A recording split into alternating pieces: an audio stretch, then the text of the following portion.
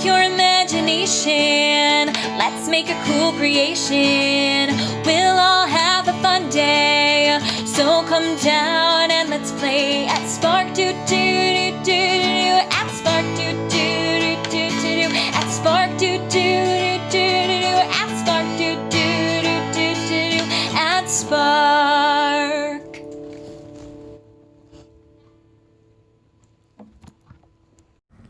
Spark Puppet Shows are brought to you by New Horizon Academy and Genesis Credit Union.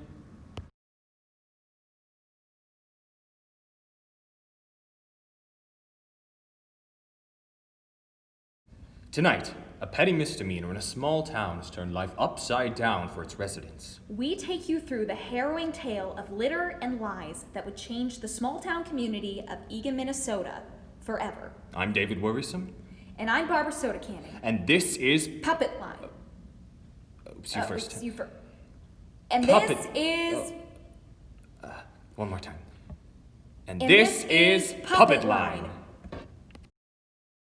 Eagan, Minnesota, a town that prides itself on environmentalism. They brag about having 56 parks, 161 miles of trails, but what they don't tell you is that they have a litter bug. I've been on the Eagan Environmental Task Force for 28 years now. My wife tells me I'm too old for it. Technically, littering is a petty misdemeanor, but here in Eagan, we treat it like a true crime. So, what happened on June 22nd? Well, Scrappy and I had gotten a call late in the day. I'd been reading the daily paper and drinking my afternoon apple juice, unwinding after tutoring. But I knew when I got this call that I'd need something a little stronger. Orange juice. So, what was the call about exactly? Well, someone down at the community center had heard a funny noise. They went to look around and they found it. A crumpled up can of soda just sitting on the ground. We knew it had to have been an intentional crime, a crime of passion, because it was sitting right next to the recycling bin, mocking us. Who could do such a thing? Litter right next to the bin. Did you have any immediate leads? Well, first of all, we called Jimmy's mother. Who? Jimmy is a kid we see around these parts pretty frequently. He's no stranger to us. We caught him last year cutting in line for the July 4th Fun Fest, and he's been on our radar ever since. We'd never imagined in a million years that he'd do something so heinous, though. It was a jump, but it was our only lead. Let's do this easy, Jimmy. Tell us what you did, and you might get let off with a warning. Did? What did I even do? I didn't do anything. Right. Just like you didn't cut in line at the Fun Fest. Guy tries to ride a tilt-a-whirl and he's guilty for life, that it? Well, I am squeaky clean. I was at the community center all day helping out, just like you do. Well, do you have anyone to support your claim? I was alone all day. So you were alone all day at the scene of the crime, and you say you were innocent? Ha! What? Hey, no, I didn't say that. Tell it to the judge. Wait, judges? I thought you were just accusing me of littering. Well, no. We'll probably just recommend that your mother ground you. No!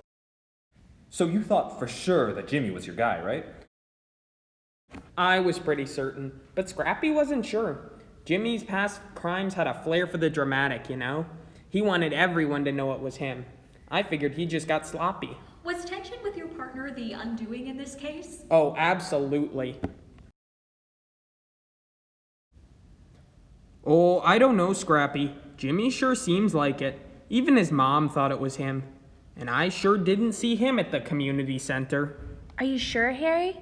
Jimmy loves to brag about his past. Remember when he threw a water balloon without a permit? Or wrote his name in chalk all over the sidewalk? This just doesn't add up. I don't know.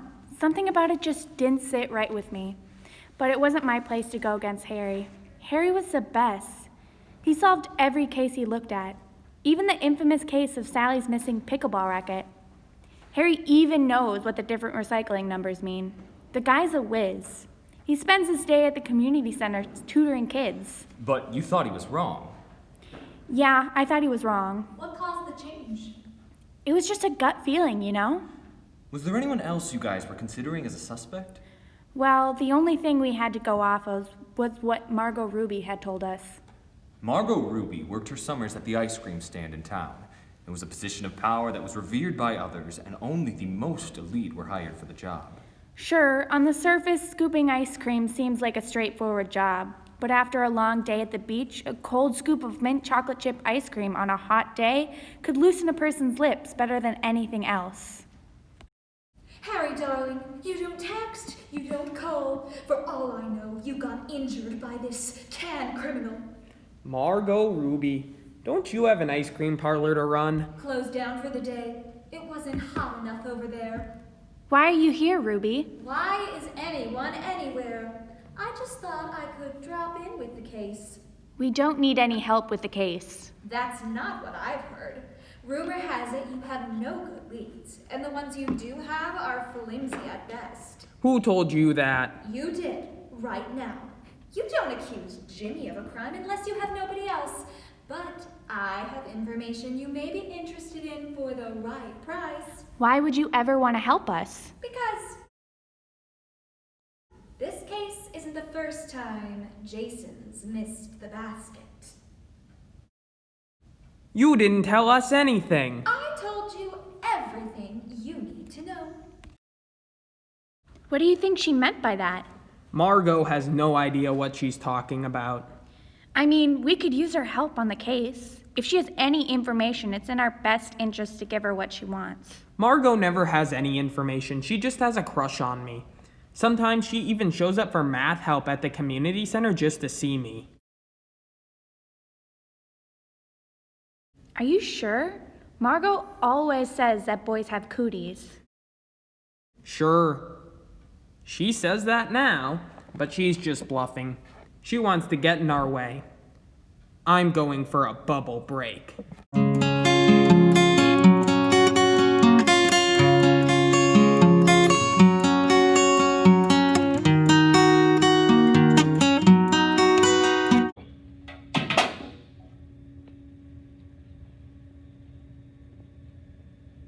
Oh no! Harry! I figured it out! Just like that, she solved it. That's Scrappy. 1 minute she's barking up the wrong tree, the next minute she's figured it out. What do you mean I did it? That's ridiculous. Is it? You were at the community center at the time of the littering. You crumple your cans, and you said it yourself. Nobody would intentionally do this. What are you talking about? You were in a hurry to leave. Margot had stopped by. You crumpled your can in frustration and threw it at the waste bin and missed. It bounced out and you didn't know. That's what Margot meant. You missed the basket. Oh. I didn't see Jimmy at the community center. No, but that doesn't mean he wasn't there. Oh. Wow, I guess it really was me. What are you gonna do to me? You know the law, Harry. Public apology and 15 cents for your first offense. What a riveting story. So, why did you agree to do this show? You heard Scrappy. Public apology. I wanted to clear Jimmy's name once and for all. And to the city I say, Egan, I'm sorry for my carelessness in such a serious matter. I wanted to urge everyone not to make the same mistakes I did.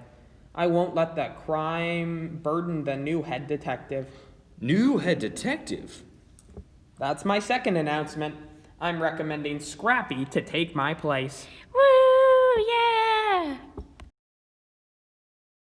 And there you have it, the shocking true story of litter, lies, and love.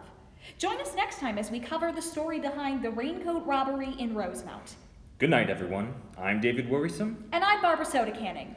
And this has been Puppetline.